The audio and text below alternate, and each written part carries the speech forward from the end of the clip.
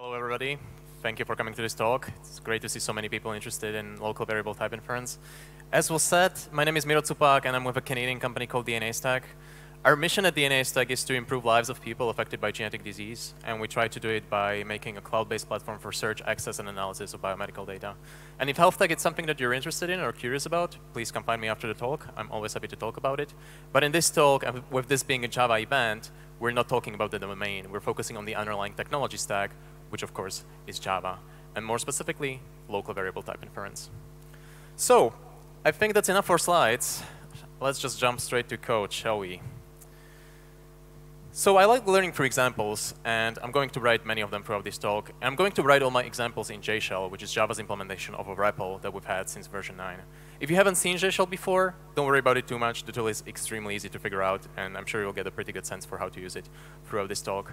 Now, this is a huge room, so I tried to sort of move the window up and make the font size really big, because most of it takes place at the bottom. So please let me know if this is not OK, and we'll try to adjust. For now, does this look good for people further in the back? Great, amazing.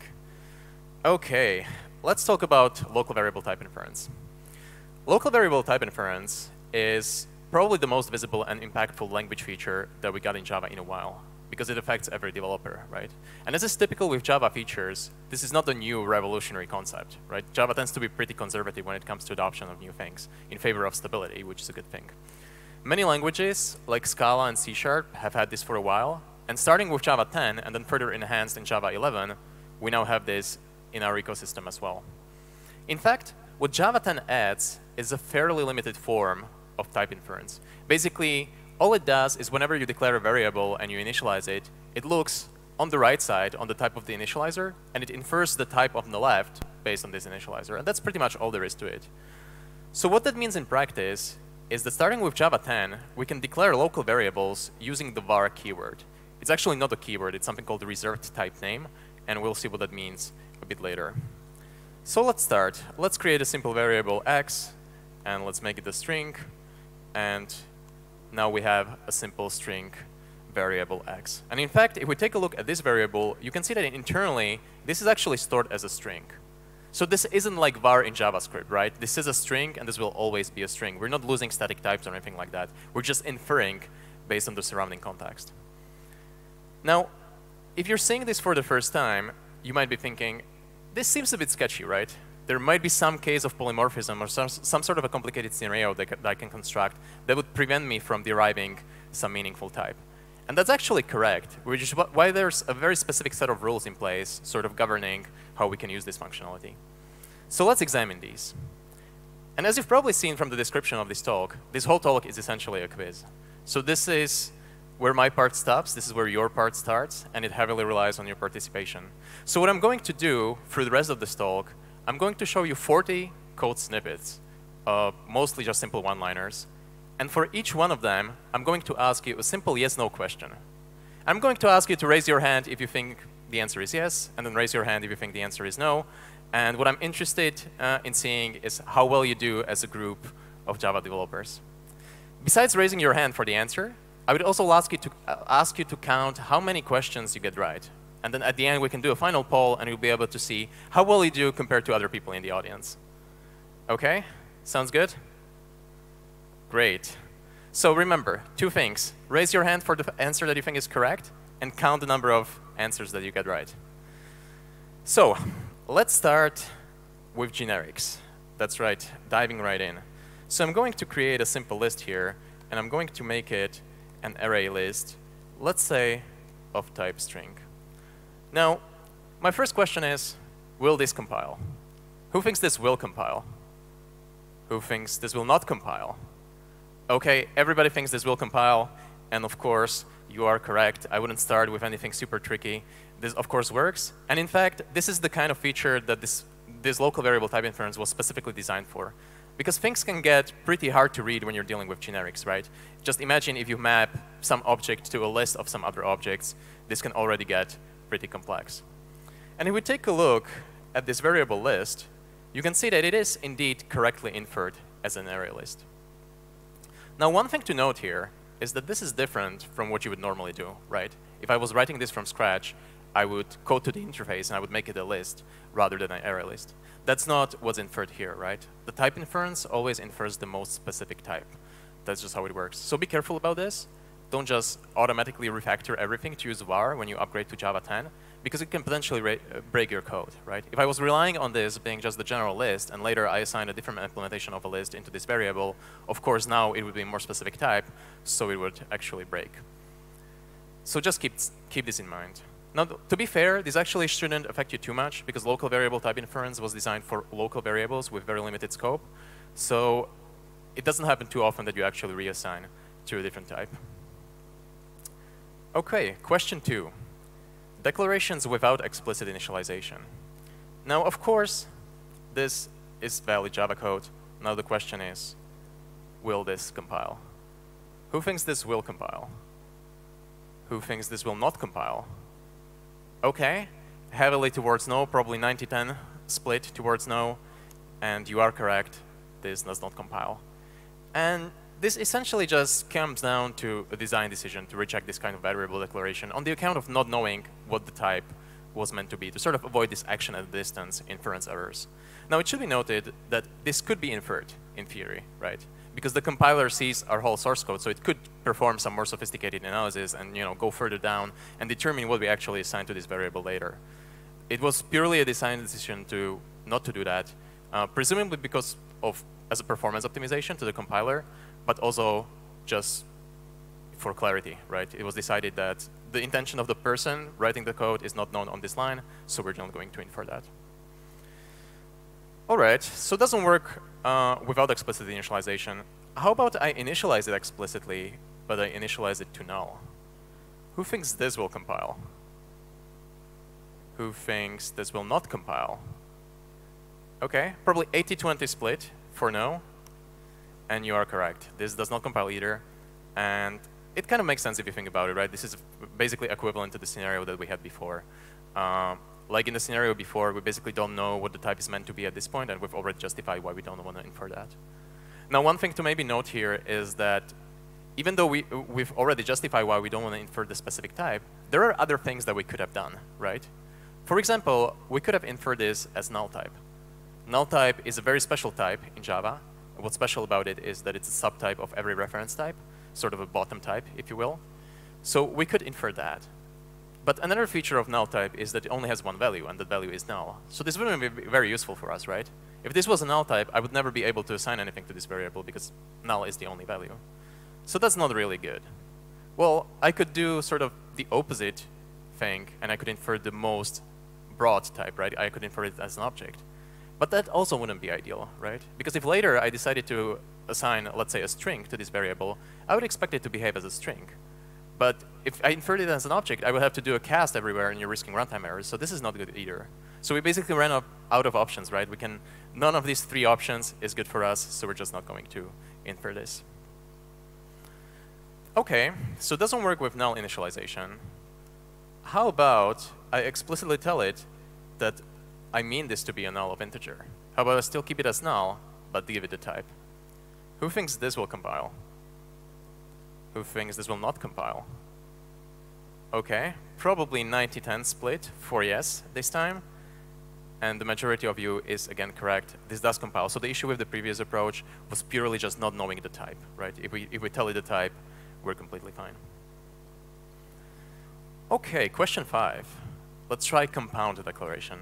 Of course, Java allows us to declare multiple variables on the same line, right? It's not necessarily encouraged, but it is possible. So we can do, for example, something like this. Now, the question is, will this work if I replace this int with var? Who thinks this will work? Who thinks this will not work? OK, probably 80-20 split for yes. But actually, it doesn't work. And it doesn't work. Again, it basically comes down to a design decision. They probably deemed this too confusing and wanted to discourage us from doing this, so it's just not allowed there. OK, so it doesn't work here. How about we try method signatures? How about I create a method here? Let's call this method increment. And let's make this a method that takes an integer and basically returns integer plus 1. Now, of course, this is a valid method. But let's try to use var in the place of an argument first. So how about I do this? Who thinks this will work? Who thinks this will not work? Okay, I would say probably 70-30 for no. And you are correct, and it tells you var is actually not allowed there. So this is a bit tricky, but basically it comes down to having clean APIs, right?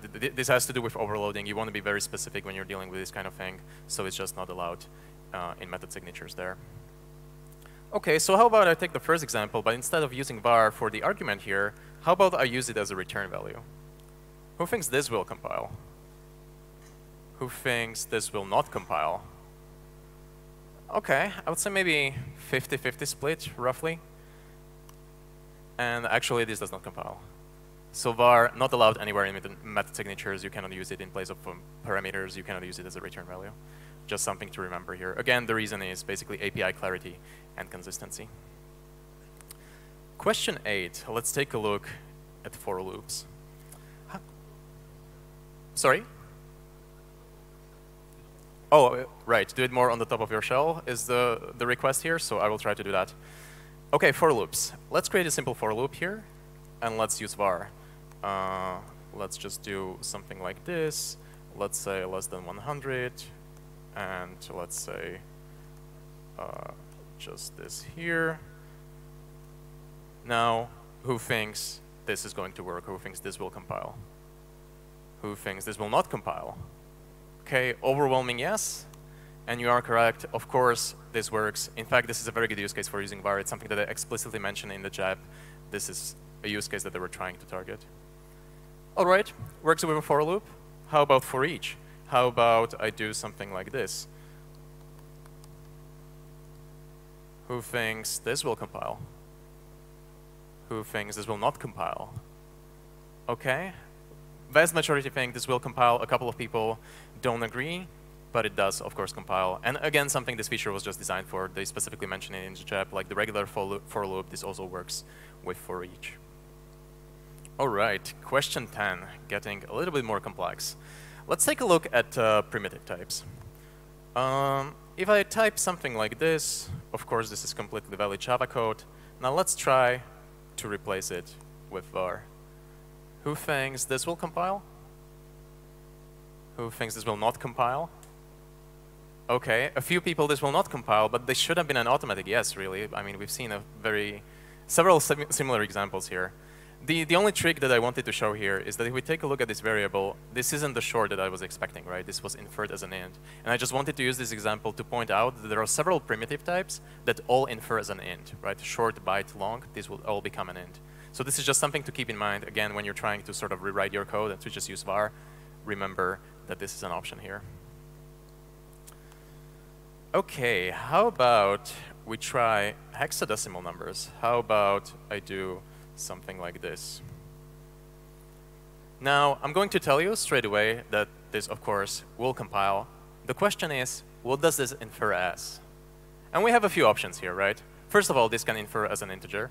Second of all, this can infer as an object. Or third, this can infer as something else.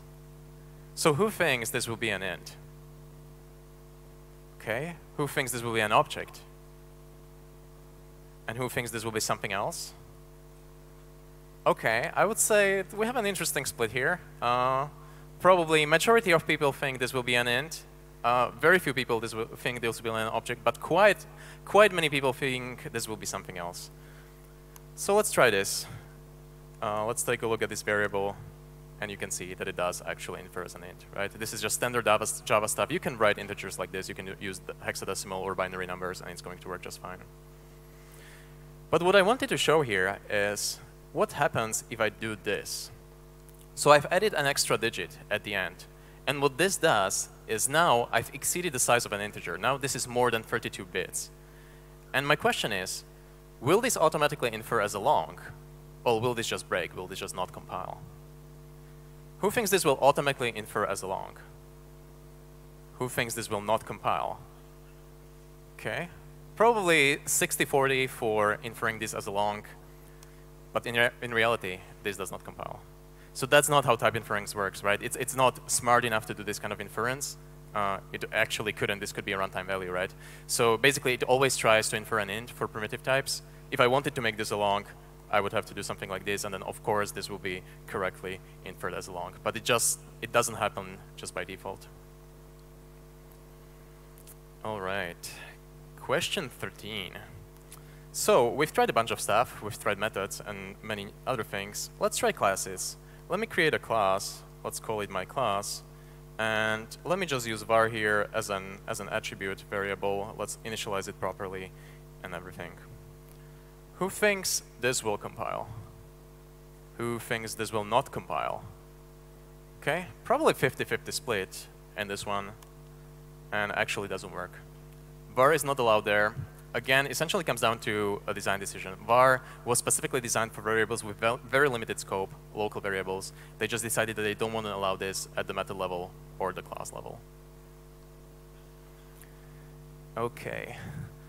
Now, a natural question to ask is, we have this new identifier in the code now, right? This new identifier var, which we didn't have before. So what happens if I name things var?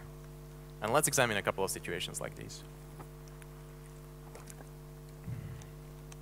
So let's try this with variable first. In other words, what happens if I create a variable and name it var here? Who thinks this will compile? Who thinks this will not compile? Okay, probably 70-30 towards no. But you might be surprised to find out that this actually compiles just fine. And remember, this is what I mentioned at the beginning when I corrected myself when I said that var is not a keyword. It's actually a reserved type name. This is why this matters. If it was a keyword, I would not be able to do this. But because it's a type name, I'm able to use it with variables. And this isn't just a coincidence. This was actually a design goal with this feature. They recognized that people often name their variables var, so they didn't want to break all this existing code. And yeah, that's just how it works.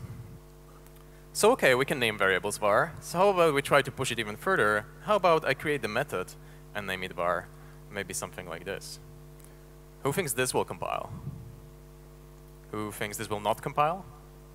OK, probably 90-10 for yes. And it does compile. Essentially, it's similar than what we had with variables. It's not a keyword, so no issues here.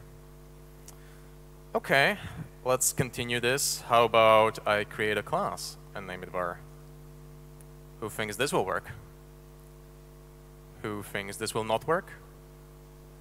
OK, probably 90-10 split for this will work. Vast majority of people think this will work. But actually, this does not work. Remember, var is a type name. So it works for variables, it works for methods. It doesn't work for types, right? You cannot use it. You cannot name a class var. And it actually tells you in the error message, it tells you, as of release 10, var is a restricted type name, and it cannot be used for this declaration. So this is, in that sense, a breaking change starting with Java 10. But it was deemed as acceptable, because calling your class var, that breaks so many naming conventions that it's extremely unlikely to happen in a real code base. Now, a follow-up question to this, question 17. What would happen if I actually change this to uppercase var? In other words, what I'm asking really is Java case sensitive? Who thinks Java is case sensitive and this will now work? Who thinks this will still not work? OK, pretty overwhelming, yes. And you are correct. Of course, Java is case sensitive, so this would be a way to fix this issue. Now, don't get me wrong, this is a terrible name. I would certainly not encourage doing this, but it does work. So the final thing, related to naming things, let's try an enum. I think we can all guess what would happen if I actually called the enum var, because we've seen the similar situation with a classes. But how about I just name it reasonably, but use var as an identifier, as a value in an enum? Who thinks this will work? Who thinks this will not work? OK, pretty balanced response, probably 50-50. And this actually works. So it's basically the same situation that we have with variables. This just works. All right, let's try a few more things. One thing we haven't tried are arrays, right? I can declare arrays in multiple ways. I can, for example, do something like this. Let's say 1 and 2. And this, of course, is completely valid Java code. Now, how about I use var here? Who thinks this will compile now? Who thinks this will not compile? OK, probably 60-40 for yes, which is surprising, right? Because this actually does not work. And it tells you in the error message var is not allowed as an element type of an array. Now this is a pretty specific message, right? It's not allowed as an element type of an array. So how about I use it in place of the whole array? In other words, how about I do this? Who thinks this will work? Who thinks this will not work? Okay, overwhelming yes. 2 people think this will not work, and everybody thinks this will work. And the 2 people in the audience were correct. This does not work. So var is basically not allowed with arrays, not as an element, not in place of the whole array. But an interesting thing happens here, right? It gave us a very specific error message. It tells us it cannot infer the type of local variable x because the array initializer needs an explicit target type. So what does this mean? Well, basically what this means is if we take a look at this array, we don't know what the type of the array is, right? It could be bytes, it could be shorts, it could be ints, we don't know. So already when you're creating arrays, there's already a type inference in place. The right side is trying to infer from the left side. But now we've added type inference on the left side, which is now trying to infer from the right side. So we have these like 2 type inferences forming a cycle, and to basically break them apart, we're just not going to allow this. So, doesn't work with arrays really. Gets confused by the type. So how about I try to make it work with an array by giving it a specific type? How about I initialize my array differently? How about I do something like this? Who thinks this will work? Who thinks this will not work? Okay, probably 90-10 for yes.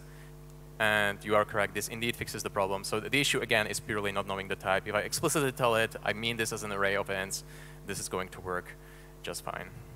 And in fact, this is kind of related to the error message that we got before, right? All it complains about is not knowing the target type, which is exactly what I provided it right now. Okay, question 22. Let's try and catch. Let's create a simple one here. I'm going to make a try block and going to catch an exception here. Let's just make it a general exception. And then, of course, a block like this. This is valid Java code.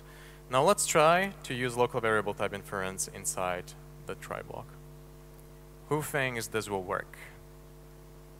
Who thinks this will not work? Okay, 100% yes. This is a great situation. You get it now. Of course, it does work. This is just a local variable within the block. No reason why it shouldn't work. For completeness, let's try to do this here as well in the catch block. Let's try to do something like this. Who thinks this will compile? Who thinks this will not compile? Okay, pretty overwhelming no, probably 90-10 split. And yes, this does not compile, var is not allowed there. And if you think about it, this kind of makes sense, right? This is related to error handling. You want to be very specific when you're handling errors. And on top of that, all the exceptions typically like extend the same class, right? They have a common parent. So you don't want to risk any like weird type inference going on. You want to be very explicit here. Question 24, lambdas. That's one of the few remaining constructs that we haven't tried yet. How about I create a simple lambda here? Let's make a supplier, for example. Let's call it S, and just pretty much the simplest possible lambda, just something like this. Of course, this is a valid lambda, right? This is a valid supplier. So now, let's try and do this with var.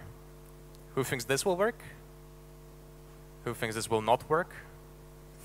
Probably 70-30 for no. And indeed, it does not work. And if we take a look at the message here, it's kind of familiar, right? We've seen this before. It tells you lambda expression needs an explicit target type, right? That was the message that was shown to us when we were dealing with arrays.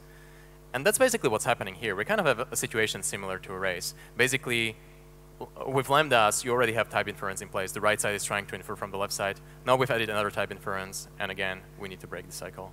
So that's what's going on here. All right, doesn't work with lambdas as a whole.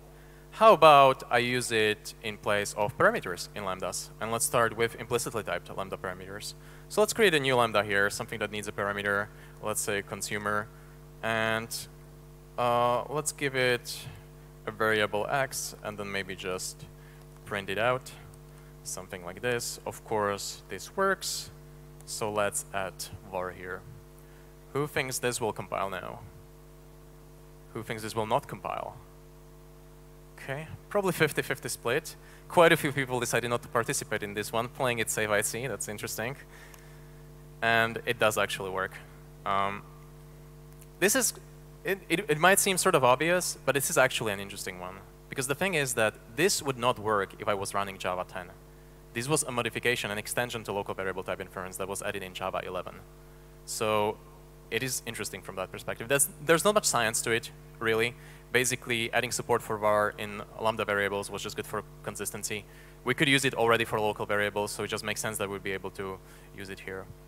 There's quite an interesting thing here. In the JAP proposing this feature, they actually mention another reason for adding this. And the reason that they're listing is basically allowing us to use modifiers on Lambda parameters. And when I say modifiers, I mean things like annotations, for example. Now, personally, I'm a bit skeptical about this use case because I don't think I've ever been in a situation when I needed to apply an annotation to a Lambda parameter. But maybe time will tell whether this is actually useful.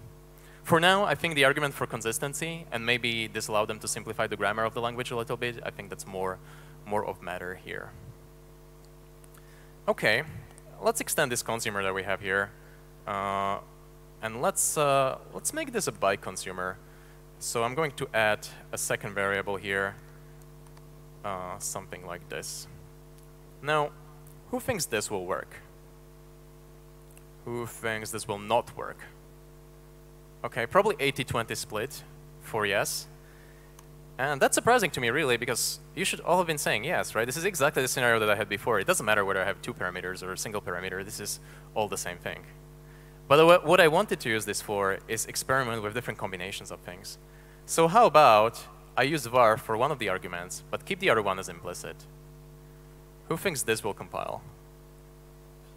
Who thinks this will not compile? OK, probably 60-40 for no. And you are correct. This does not compile. And it tells you specifically that you cannot mix var and implicitly typed parameters. OK, fair enough. The natural question here, I guess, is to ask, well, I can't mix it with implicitly typed parameters. How about I mix it with explicitly typed parameters? How about I do something like this? Who thinks this will compile? Who thinks this will not compile? OK, probably 90-10, overwhelming yes, but in fact, not really. And it tells you now you cannot mix var with explicitly typed parameters either. So, nothing sneaky here. Just don't use lambdas when it comes to parameters. Sorry, don't use local variable type inference when it comes to parameters of lambdas. It just doesn't work there. OK, so on the topic of lambdas, let's just try method references. So let me just rewrite my consumer. Let's clean this here. Let me just rewrite my consumer like this. I'm just going to use a quick method reference here. And this, of course, is valid Java code. Now let's try to use a var here. Who thinks this will compile? Who thinks this will not compile? OK, probably 90-10 split for no. And yes, I mean, method references are basically lambdas, right? It didn't work for lambdas, so there's no reason why it should work for method references. That's just how it behaves. OK, so now we're getting into slightly more complex stuff. Let's take a look at the diamond operator for our question 30. So let me create my list, basically the same list that I had before. I'm going to make it an array list. But instead of giving it a specific type, I'm just going to use the diamond here. Who thinks this will compile? Who thinks this will not compile? OK, overwhelming no, probably 90-10 split. But look at that. This actually does work. And let's take a look at this list. If we take a look here, you can see that it's an array list of object. Now, that's interesting, right? Because clearly, we had all these other rules in place, not because it was a technical necessity, but many of them were in place just so that they prevent us from getting into a situation when we end up with a type that's not very useful for us, right? But this is clearly a type that's not useful for us. You almost never need an array list of object. So why is this allowed? And I don't have a great answer for this, but I think the reason is consistency. Basically, the way the diamond operator works is it can use the target type, which is typically the left-hand side of the declaration, or it can use the types of constructor arguments. And if neither are present, it falls back to the broadest applicable type, which quite often is object. So this is sort of standard behavior of the diamond operator, which predates local variable type inference, right? So already before local variable type inference, we could be in a situation when we end up with an array list of object. So now, after they added local variable type inference, for consistency, it just makes sense to continue that narrative, right? You want to keep allowing these use cases because that's just how it worked before. Maybe, just maybe, if local variable type inference and the diamond operator were added in the same release of Java, maybe this would be a different behavior, but that's how it works for now. Okay, so diamond operator very surprisingly works. How about I keep the diamond example here, but I'm going to pre-initialize this list with some specific type, in my case, an integer. Now, I'm going to tell you straight away that this, of course, will compile, right? The previous case compiled, so this has to work. But the question is, what does this infer as now? So what I'm asking really, is the type inference smart enough to look inside the constructor and infer this correctly as an array list of integer now? Or is it not smart enough, and will this still infer as an array list of object? So who thinks that type inference is smart enough and will now infer it correctly as integers? Who thinks it will still be an object? Okay, overwhelming vote for object, probably 90-10 split, if I had to guess. And if we take a look at this list, you can see that it is actually an integer. So local variable type inference is smart enough to do this kind of inference. Yeah, it's actually quite sophisticated. All right, so we've tried a bunch of stuff with array lists. Just to be, have a completely exhaustive set of examples, let's remove this here, and let's remove the diamond as well. How about I just keep it the raw type? Who thinks this will compile now? Who thinks this will not compile? Okay, probably 90-10 split for yes, and it does indeed compile. There's not much science to it, this is just a raw array list. Raw types are also regular types, so it does make sense that local variable type inference would work there as well. Okay, question 33. Capture variables and variables with nested capture types. So maybe some of you haven't heard the term capture variables before, but you've definitely seen it around. A good example of this are wildcards, so collections of unknown types. So let's create an example like this. Now, let me start by creating an array list first. Let's call it list1. Let's make it a new array list of type integer. Now, this, if we take a look at this list1, is just a normal array list of integers, right? Nothing sneaky happening here. I can try and add an element to it, and of course this is going to work just fine. And I can now use var again to extract an element from this list, element 0. And of course, if we take a look at this x, this is just a regular integer, right? So far, nothing sneaky happening here, no reason for it to be that way. So now, of course, what I can do is add the element that I just extracted back to the list, and this, of course, works just fine, except I listed the wrong list. Works just fine. So now, let's try to do the same thing with a list of unknowns. So let me declare a new list here. It's a collection of unknown type. And I'm going to call it list2, and I'm going to assign my elements from list1 and this. Now, so far, nothing too tricky happening here. This is a list of unknowns. It's exactly what I told it to be. And it has all the expected elements from my previous list, right? This is completely fine. So let's try to extract an element like we did before from our list2. Let's call this x. And now we can use list2 to add this element back to the list, right? Who thinks this will work, by the way? Who thinks this will not work? Okay, quite a few people suspicious of this artificially constructed scenario, and rightfully so. We probably have 60-40 split for no. You are correct that this indeed doesn't work. And it tells you an interesting error message, right? It says, object cannot be converted to capture. So what's actually happening here? Well, the answer to the issue is actually the type of x, the type of the element that I extracted from my list of unknowns. If we take a look at this, this isn't an unknown. This is now an object, right? So then in the next step, when I try to add an object to a list of something that's more specific than an object, of course it doesn't go through, right? So there's basically a specific rule for capture variables, and the rule is that capture variables are projected to their supertypes that do not mention capture variables. So in this case, and in many other cases, the supertype is an object, right? So yeah, a little bit of a tricky issue with capture variables. So for question 34, let's take a look at anonymous classes.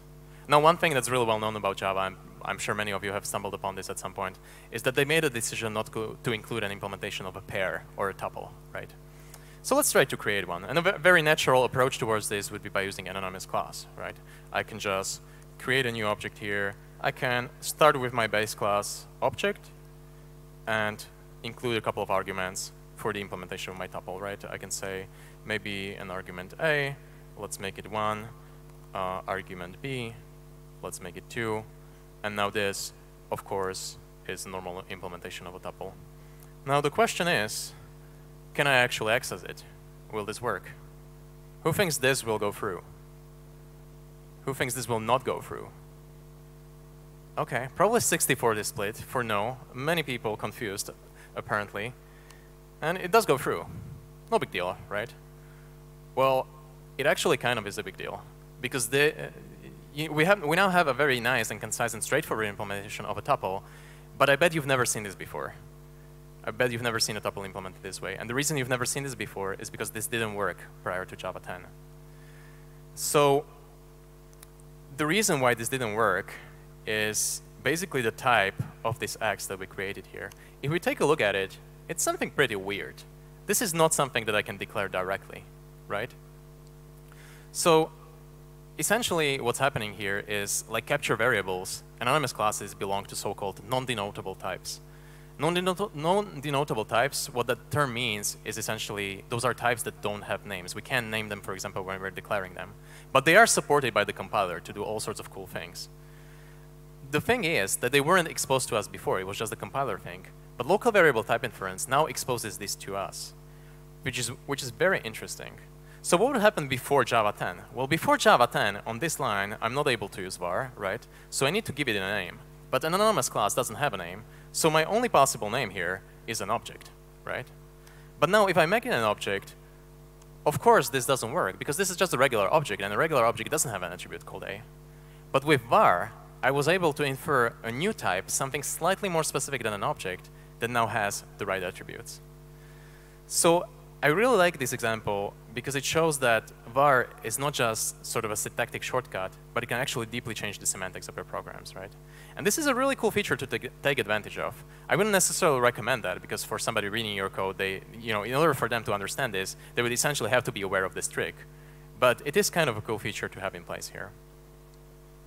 It should also be noted that this can also break your code, right? Like if I was relying on this being an object, and again, I would assign some other object into this, after replacing it with var, this would no longer work, right? Because now it's something more specific than an object.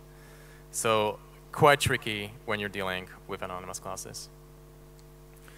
Now let's talk about intersection types. Now, you may not recognize intersection types by name, but you've certainly seen them before.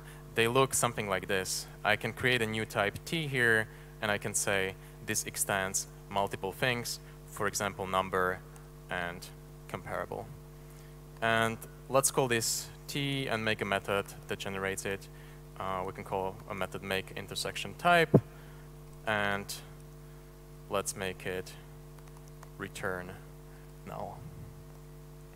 So now what's happening here is I created a method that basically takes a null and casts it to my special intersection type. And I'm doing this because I can't declare intersection types directly, so I have to pipe it through the method.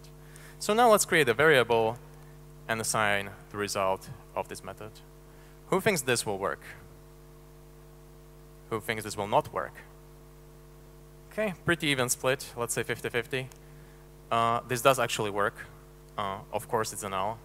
But if we take a look at the type, you can see that it's actually, again, something kind of interesting, not something that I can declare directly.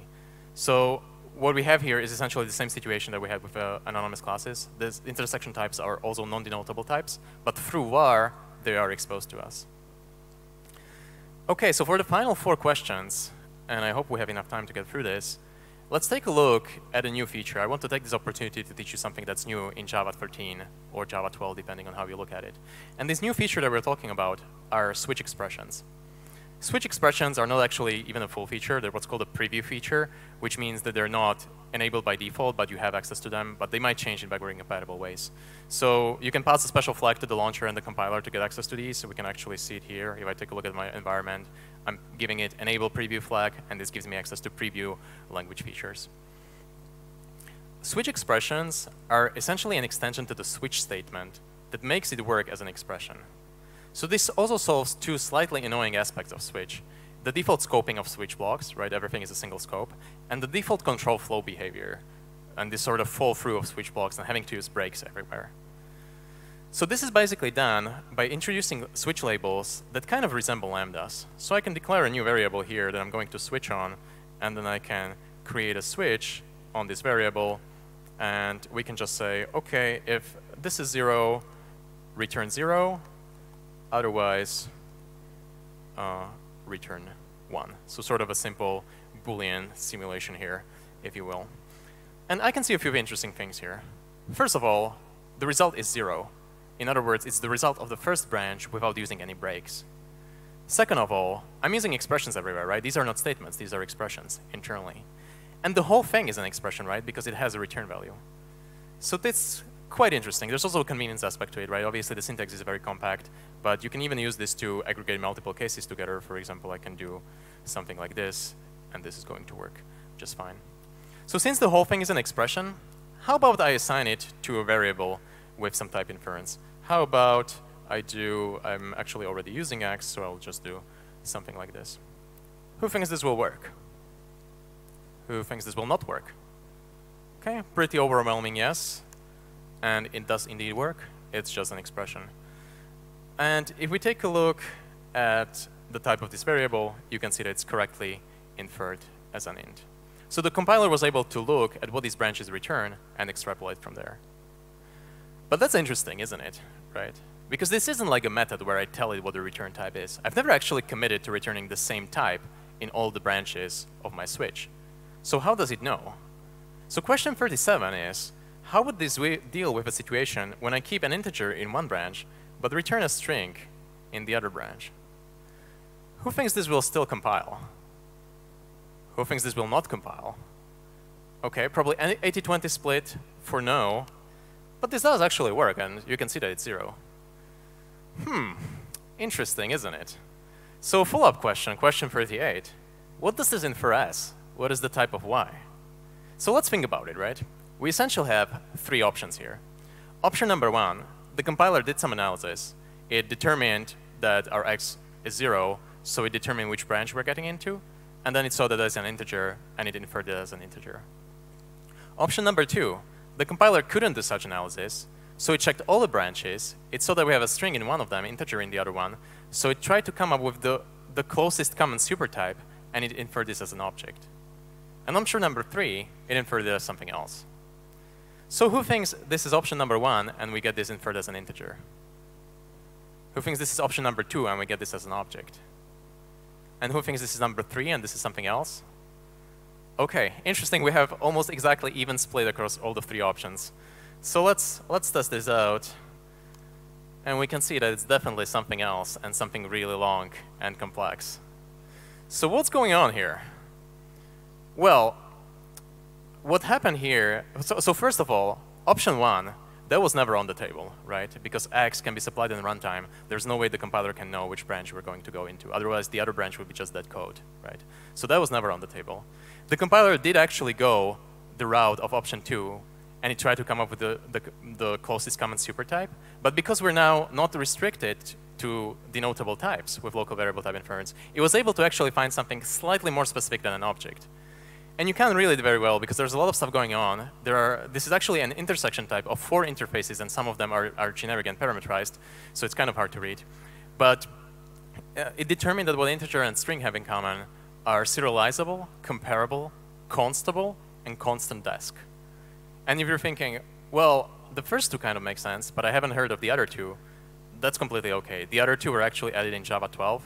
And this is way beyond the scope of this talk, but if we want to look this up, this is a part of what's called JVM Constants API. So that's the keyword to look for. OK, so the question that remains to be asked here, is this a feature specific to switch expressions or things that came after local variable type inference? Or is this something that I could have emulated using some older well-known constructs? In other words, if I rewrite this expression to, let's say, a reference conditional expression with the ternary operator, do I get the same type? Will it even compile? So let's try and do that. Let's try and create a variable, use the ternary operator here. So I'm basically emulating the behavior from before. I'm going to do something like this. And if this is 0, give me 0. Otherwise, give me a string.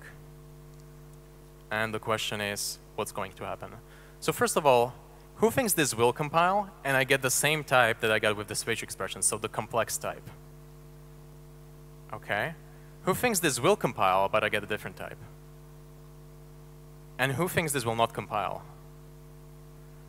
OK. I would say we probably have 50, 25, 25 split on this one. So majority of people think that this will compile and will give us the same type. And if we take a look here, you are correct. So this isn't something specific to switch expressions or anything like that.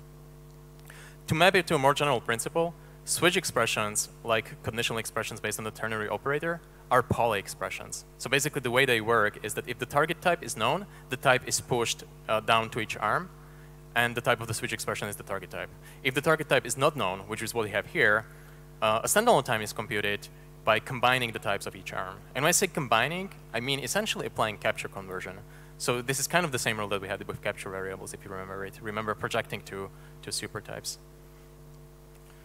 So just so that we're on the same page, by the way, if I actually change this to null, this, of course, would give me an integer, right? Because now I'm looking for a common supertype of integer and the null type, and the null type is a subtype of every supertype, including the integer. And of course, if I change this to null, what's going to happen? Anyone? Of course, this doesn't work, remember, because we can't use var with null. So think of the basics here. OK, final questions here. Final question here. Statements with switch expressions. I mentioned at the beginning on the topic of switch expressions that this new syntax works for both expressions and statements, right? In other words, I can create a switch on my variable here, and I can just say, let's just make it really simple. I'm just going to create a simple branch and just say, OK, this is now a statement, and I'm just going to print something like this. Now, this is a valid switch. It will compile, and you can see that it actually prints out hello, but it is a statement. There is no return value here. So I guess the question is, what happens if I try to assign this to a variable now that it has no return value? Who thinks this will compile? Who thinks this will not compile? OK, probably 70-30 split for no. And yeah, this, of course, does not compile. And in fact, if you take a look here, it tells you that the issue is that variable initializer is void, which essentially means statements don't have return types, right? So don't get confused. This is now just a regular statement. Of course, this doesn't compile. But the final thing that I wanted to show you here that actually doesn't have a lot to do with type inference, but has to do with switch expressions while we're trying to complete this topic, is that you can kind of do the same trick that you did with lambdas. If you want to execute statements but still have return values, you can just wrap this in the block, and you can use now, as of Java 13, a new keyword called yield, and use that to return a value. So now, if I run this, you can see that this was printed, and this is the return value, and you can assign it to a variable, and everything makes sense. So that wraps up the quiz.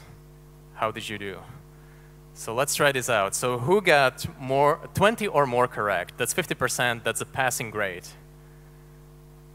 OK, I would say maybe a quarter of the audience. Who got 25 or more? OK, maybe 10 people. So OK, much smaller percentage here. Who got 30 or more? One person? Anybody else? 2? 3, 4 people. OK, 35 or more? So you're all somewhere between 30 and 35? 33 or more? 32? 31? So everybody's at 30? Who is at 30? OK, everybody is at 30. All right, that's actually a pretty good score. Thank you for playing. That's all from me. Congratulations to the winners. That's actually a really good outcome. And yeah, if you have any questions, I think I exhausted all the time that I had allocated to questions. We have 11 seconds left.